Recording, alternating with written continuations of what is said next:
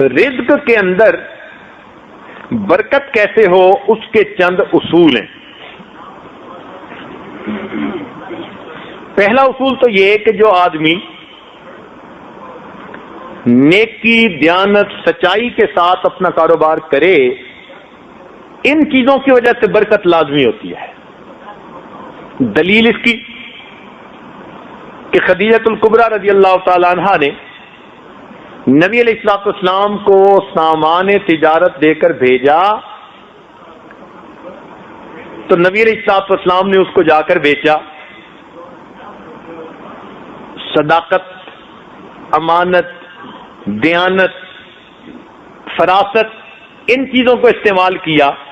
نتیجہ کیا نکلا کہ اس مال کا منافع عام معمول سے دگنا منافع ہوا، جس پر خدیجہ کبریٰ حیران ہوئی کہ بھئی اتنا زیادہ منافع روٹین میں ہوتا ہی نہیں تھا. علماء نے لکھا ہے کہ جب نبی علیہ السلام نے پرائے مال پر اپنی صفات کو استعمال کیا، مال پرایا تھا، امانت اپنی تھی، دیانت اپنی تھی، صداقت اپنی تھی، فراست اپنی تھی، جب ان صفات کو پرائے مال پہ استعمال کیا اللہ نے اس میں دگنا نفع دے دیا. اے بندے، تو ان صفات کو اپنے مال پہ استعمال کرے گا، اللہ تجھے کتنا نفع عطا فرما دے. اس لیے 10 میں سے 9 حصے رزق اللہ نے تجارت میں رکھا ہے اور 1 حصہ رزق باقی نوکریوں میں. اور یہ تجارت، یہ انبیاء کا کام. اس لیے دیانتدار تاجر قیامت کے دن انبیاء اور صدیقین کے ساتھ کھڑا کیا جائے گا، حالانکہ تجارت کرتا ہوگا. تو اس کے کچھ اصول ہیں. اگر انسان کو رزق کی پریشانی ہو تو اس کے لیے ایک تو وہ کثرت سے استغفار کرے، کیونکہ ضرورت ہے نا. آج کئی دوست اس میں پریشان ہوتے ہیں، پوچھتے ہیں، تو بجائے الگ الگ کسی کو بتائیں کیوں نہ دوستوں کو سب کو ہی بتا دیں، فائدہ ہو جائے گا. بلکہ یہ اور آگے کسی کو بتائیں گے اللہ کی مخلوق کا فائدہ ہو جائے گا. تو رزق کی پریشانی دور کرنے کے لیے پہلا عمل انسان کثرت سے استغفار کرے. استغفر اللہ ربی من کل ذنب واتوب الیہ. اگر تو یہ پورا پڑھے تو بہت اچھا، کم از کم استغفر اللہ یہ تو ضرور ہی پڑھتا رہے. استغفروا ربکم انہ کان غفارا. دیکھو دلیل قرآن پاک سے. نوح علیہ السلام نے کیا کہا تھا؟ رب کے سامنے استغفار کرو، وہ تمہارے گناہوں کو بخشنے والا ہے. یرسل السماء علیکم مدرارا، بارشیں برسائے گا. ویمددکم باموال، مال سے تمہاری مدد کرے گا. تو استغفار سے اللہ تعالیٰ بندے کی مال سے مدد فرماتے. پھر بندوں کی مدد نہیں مانگنی پڑتی، پھر بندوں کے پروردگار کی مدد اترتی ہے. اور جب اللہ تعالیٰ کسی بندے کی مدد کرتے ہیں پھر اسی کشتی کو درمیان میں نہیں چھوڑتے، ہمیشہ کنارے لگا دیا کرتے ہیں.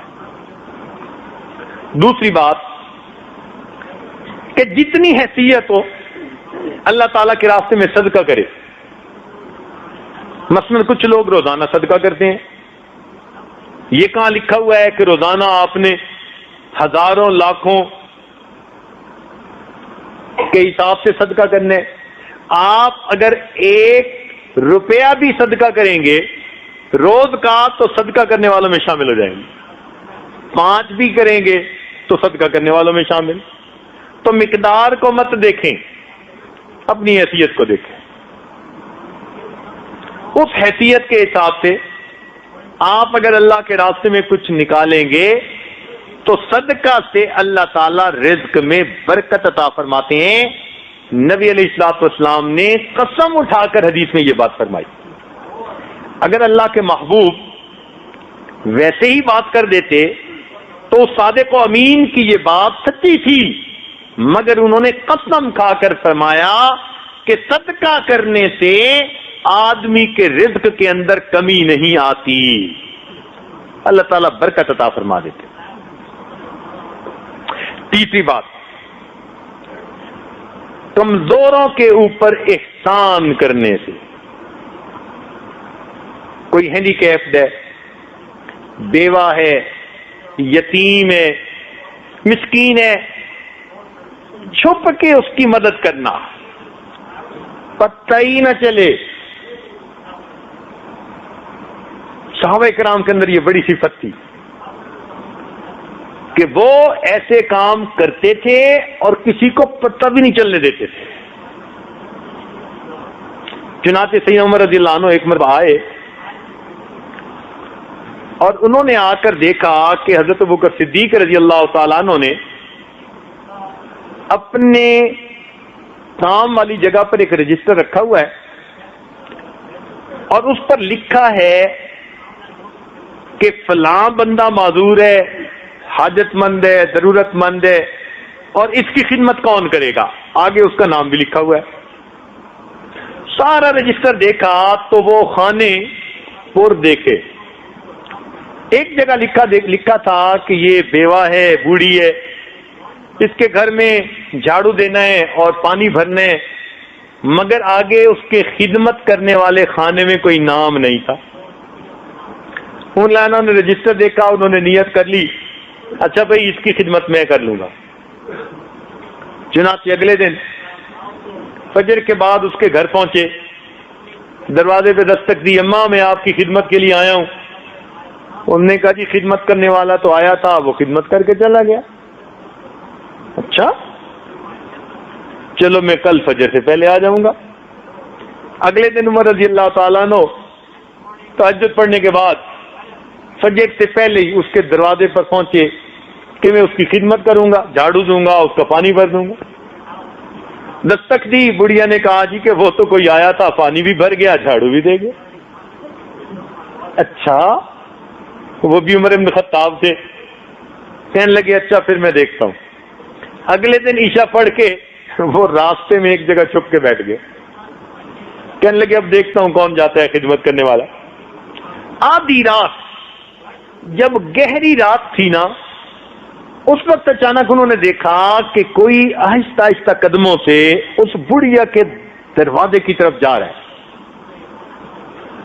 اللہ کھڑے ہو گئے، کہنے لگے من انت، تو کون ہے؟ یہ پوچھا تو آگے جواب میں امیر المومنین سیدنا صدیق اکبر عنہ کی آواز آئی کہ میں ابو بکر ہوں. امیر المومنین آپ؟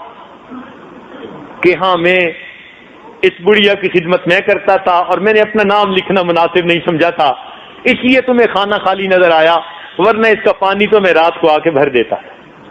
اتنے میں انہوں نے کیا دیکھا کہ امیر المومنین کے پاؤں میں جوتی نہیں تھی. تو عمر رضی اللہ عنہ نے پوچھا امیر المومنین رات میں آپ ننگے پاؤں گلیوں میں چل رہے ہیں؟ امیر المومنین نے کہا ہاں، میں جوتا اس لیے نہیں پہنتا میرے جوتوں کی آواز سے کسی کی نیند میں خلل نہ آ جائے. میرے جوتوں کی آواز سے کسی کی نیند میں خلل نہ آئے. میں رات کو ننگے پاؤں چل کے اس بڑھیا کا پانی بھر دیتا ہوں، اس کے گھر میں جھاڑو دے دیتا ہوں. ایسا اللہ کی رضا کے لیے کام کرتے تھے.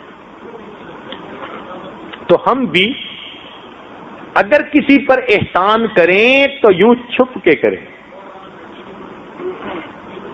آج تو ہماری حالت یہ ہے نا کہ ہم دائیں ہاتھ سے گناہ کرتے ہیں، بائیں کو پتہ نہیں چلنے دیتے، ایسے چھپ کے گناہ کرتے ہیں.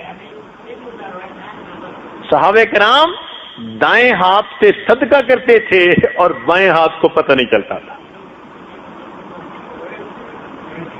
امام زین العابدین رحمۃ اللہ علیہ جب ان کی وفات ہوئی تو نہلانے والے نے، غسال نے دیکھا کہ ان کے کندھے کے اوپر نا ایک کالا سا نشان ہے. اللہ نے ان کو بڑا خوبصورت جسم دیا تھا، بڑے نازک بدن تھے، اور اللہ رب العزت نے سیمی تن بنایا تھا ان کو. اتنا خوبصورت جسم اور ایسا کالا سا نشان. تو غسل دینے والا بڑا حیران ہوا، بات سمجھ نہ آئی. تو اس نے پوچھا گھر کے لوگوں سے بھئی یہ نشان سا کیسا تھا؟ ہمیں بھی نہیں پتا.